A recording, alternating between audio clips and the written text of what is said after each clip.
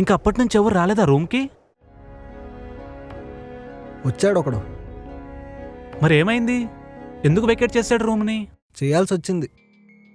అంటే అప్పుడే మొదలైంది అసలు కథ. ఏమైంది బ్రో? అతను ఈ రూమ్కి వచ్చినప్పటి నుంచి సరిగ్గా నిద్ర పట్టట్ల. పడుకుంటే ఎవరో మీద కూర్చున్నట్టు, మిడ్ నైట్ సడన్గా ఫ్యాన్ ఆగిపోవడం, ఫ్యాన్ నుంచి కూడా ఏవో సౌండ్స్ రావటం, అలా 3-4 డేస్ జరిగాయి. ఆ తర్వాత ఏమైంది?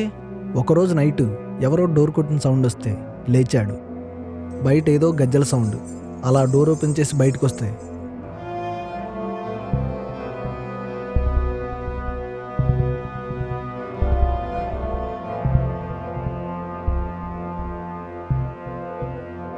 అక్కడేం లేదు.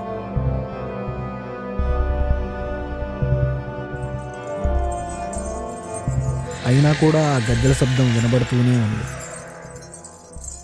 అప్పుడు బయటకు వచ్చి చూస్తే మాత్రం నువ్వు నుంచున్న దగ్గరే ఎవరో కూర్చొని ఉన్నారు.